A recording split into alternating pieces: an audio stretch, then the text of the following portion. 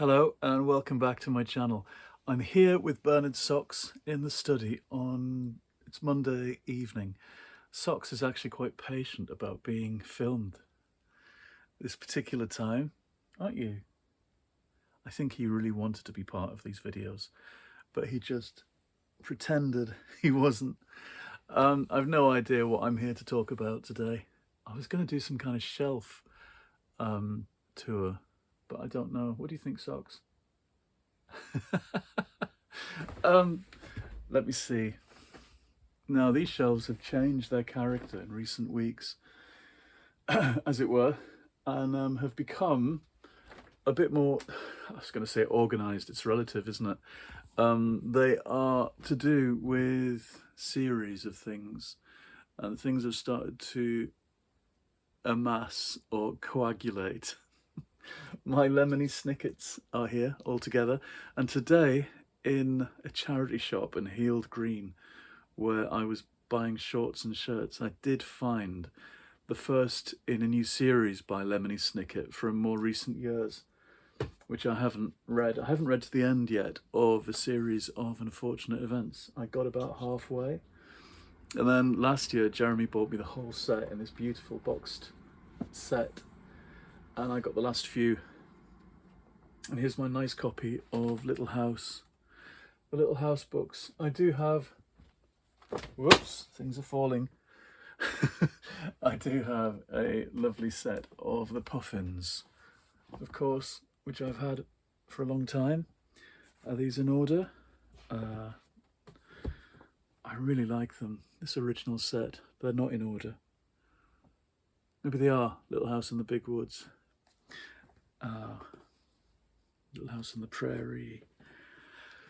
On the banks of Plum Creek. Have you all read all of these? I think I was late coming to them. Knowing the TV show, I thought I knew the books, and of course I was wrong. By the Shores of Silver Lake. The Long Winter, one of my favourites, where they get snowed in. And Little Town on the Prairie. These happy golden years. And then Farmer Boy, which goes back in time and looks at the life of Almonzo, and then the first 4 years. There are other things that come later. Oh, and it's not here. I've got a lovely book where Laura's daughter invites her to San Francisco, and they have a week at the World's Fair in the 20s, I think. That's a really lovely book, quite short, quite unusual. You get a sense of the mother and daughter dynamic. There's my Mary Poppins together. There's a nice facsimile puffin of the original Mary Poppins. I do have a nice hardback somewhere in my special bookcase in the bedroom. I've got a kind of, not fancy, not first edition, nothing smart, just a nice hardback with lots of space around the text and nice illustrations. Not that these aren't well done. Mary Poppins comes back. Mary Poppins in the Park. These are such strange books. Now she opens the door. And The House Next Door. Mary Poppins in Cherry Tree Lane. I think maybe that's the one that she was doing as late as the 1980s. She kept doing them for a long time. It's a postcard. I haven't read this series. Melinda Salisbury, I think I read with her in London.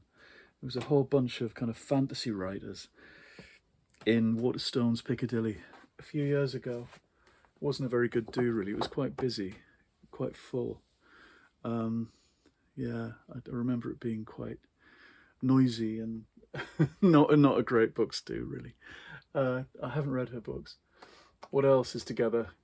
I've been through the James Blish Star Treks recently, talked about them in a video, and about how these, the Chris Archilios covers, are the thing, the ones I bought in 1984. and they're really expensive now, it turns out, to go and buy. He was, of course, the man who did the classic Doctor Who's of the... I've picked this one up, I'm not sure. It's him, somebody doing his style, I think, rather than him. I'm not sure. I'd have to find out. Here's something that's definitely him. I'm saying that, but where is it? Here, of course, the classic Archelios style. What a fantastic career. In the 70s, he does the definitive Doctor Who book covers. In the 1980s, he does the same for Star Trek. And here's a bunch of Rats, James Herbert's Rats series. I haven't read the third one yet, the Apocalypse one. I did start reading the Apocalypse one. It's on that pile there, up there, that pile of pulp paperbacks to read. I did start reading it during lockdown and realised it probably wasn't the thing to read. People being eaten by rats during the apocalypse wasn't the best thing to read during COVID. And here's my Guy N. Smith's. I don't know if I've been through these with you before. Maybe I have. Maybe I've held them all up before. But it's worth doing again. There's something else I read during COVID, Bats Out of Hell, which is about a pandemic caused by bats. Caracal, killer cats. I think I have been through these before in a video. Never mind. And here's the Crabs series. This is Crabs on the Rampage. I forget what the order is or what the sequence is about. Killer Crabs, I think my favourite. The classic Night of the Crabs, which sounds like a night of awful itching, doesn't it? Return of the Werewolf, which I gather is quite rare. And The Slime Beast, which is actually, I think, my favourite. And I did buy the sequel when it came out in recent years, when Guy N. Smith started publishing his own books and bringing his older ones back into print. There were some new titles too. And the sequel to The Slime Beast is here somewhere. It should be on the shelf with them, but it's not. And then, of course, Hitchhikers. Just 3 Hitchhikers here.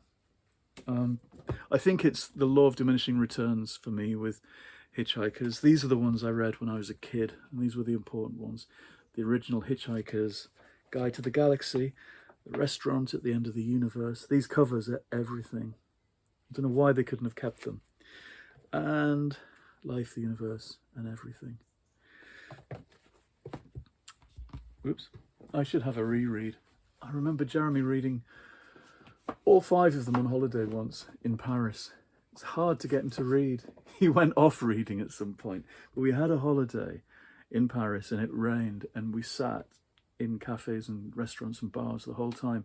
And I remember sitting in somewhere in the left bank, and it was a courtyard and it was covered, filled with plants. And we sat all afternoon having coffee and wine and then homemade soup and chips, and read all afternoon. He reread, well, he read Hitchhikers. And Grange Hill, this series, was massively important to me when I was a kid. Robert Leeson, Jan Needle, and Phil Redmond. Grange Hill Rules OK. Oh, the first one is here. Grange Hill Stories from the first season, which was a very serious kind of BBC book. And then it became kind of mass market.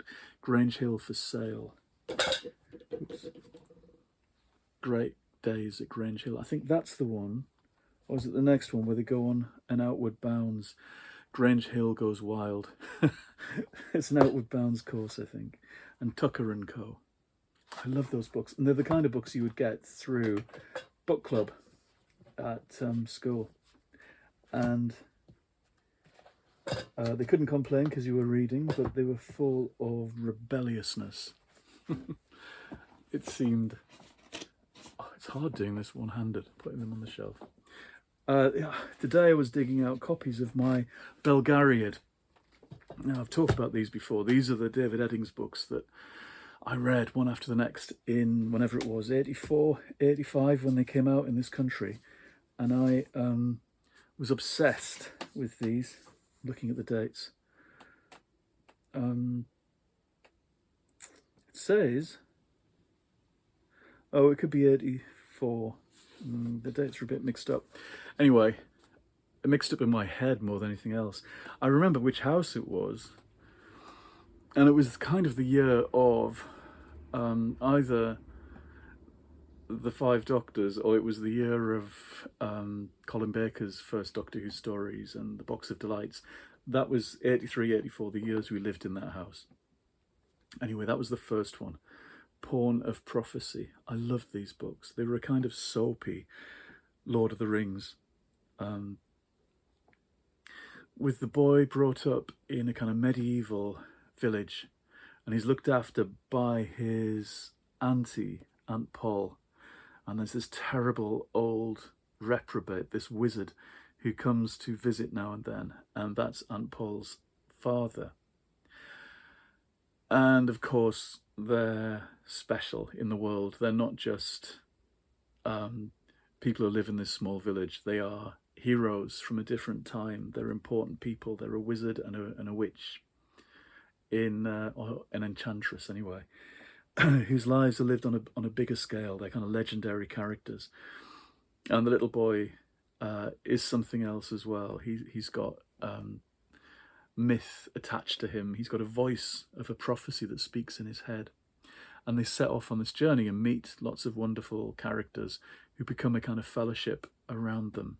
I always pictured Aunt Poll, who was a great cook and very old-fashioned and maternal, but she was kind of, I always saw her as Elizabeth Taylor. There should have been some mini-series in the 80s in which she was played by Elizabeth Taylor. I'm missing from this pile my favourite one. Whoops, watch out, socks. This is wobbling on its on its tripod, and the cat has run away. Pawn of Prophecy was the first one. I'm missing Queen of the whatever it is. Yep, that's disappeared. It'll be around somewhere. I've got more than one copy. Magician's Gambit, I think, is the third one. And that's the one I remember finishing and thinking, there's 10 minutes until the shops close. And town is about 15 minutes away. I must have had longer, but I pelted out of the house, having finished the book, to go and buy book 4, Castle of Wizardry, from the newsagent in our town that sold paperbacks. And I got there just in time to hand over my, it couldn't have been £4.99, this must be a later printing. I think they cost about £2.95. An Enchanter's Endgame, the last of this sequence. And by the time these came out, I was doing my A-levels, I guess, and reading what I felt was serious books. Although I was reading lots of science fiction and fantasy as well at the same time. But I'd ran out of Eddings as far as I knew. And it wasn't until I went to university when the next series began, the Mallorean, that was it, involving the same characters, and I just didn't like it as much. And that was that. I stopped. And in more recent years, I have gone back and tried to read the Mallorean again and failed desperately. I just didn't like it. I think it felt like a lap of honour round the same story nodes and the same characters and the same countries, and I felt a bit let down by it. Anyway, whoops, I'm making a right mess of this shelf, hoiking things off, but I want to show you my Dune covers. Everyone loves Dune now. When I was 15 in the mid-80s, nobody cared about Dune. I was in Woodham Comp and I was a prefect, and I sat reading by myself in the house block where I was meant to be watching the doors, and I just read all the Dune books in this edition, these 1960s covers. I don't know if the light's good enough for you to see them. Oh, I was going to put this light on. I should have lighting and I should have proper sound, and I have neither. Oh, that's better. These are the covers.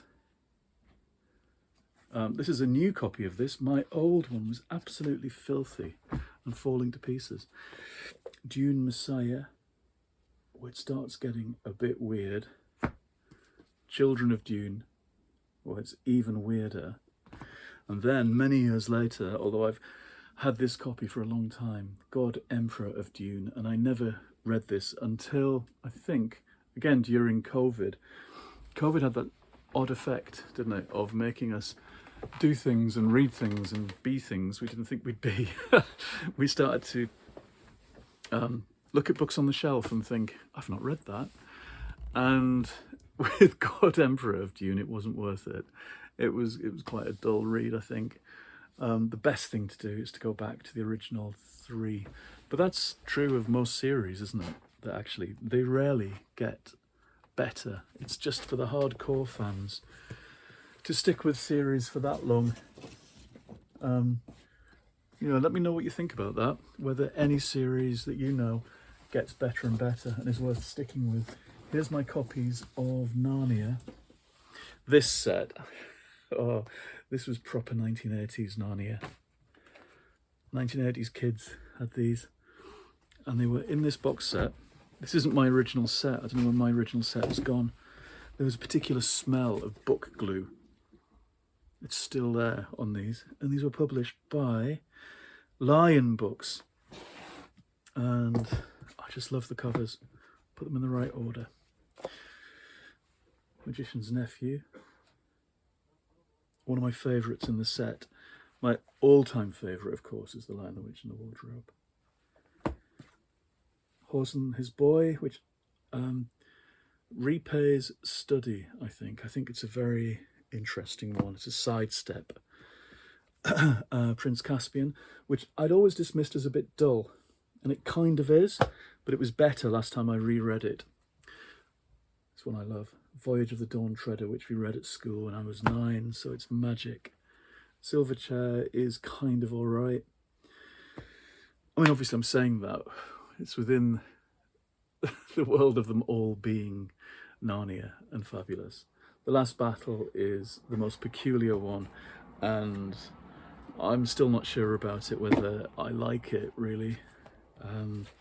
I'd love there to be more. I remember that rumour a few years ago.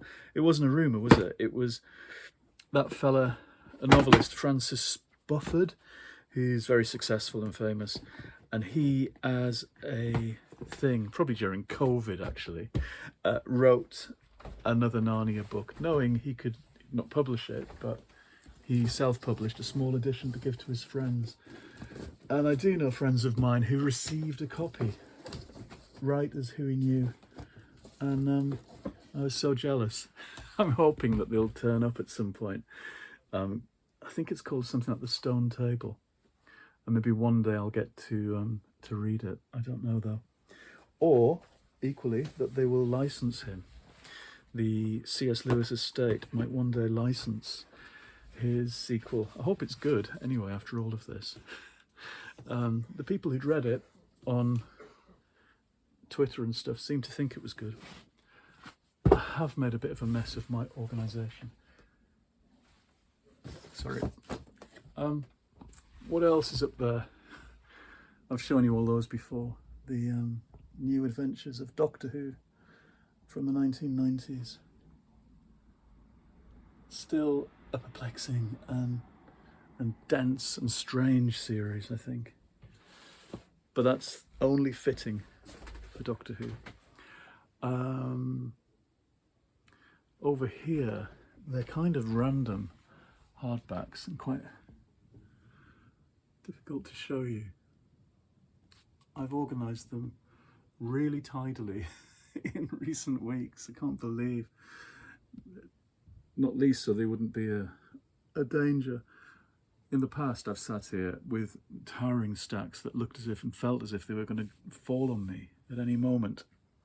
Anyway, I'll stop there because I'm almost up to 20 minutes of chatter.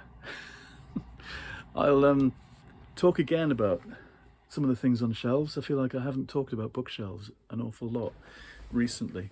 God, that light is really bright now. Anyway, I will see you again soon, and take care. See you again in the next episode.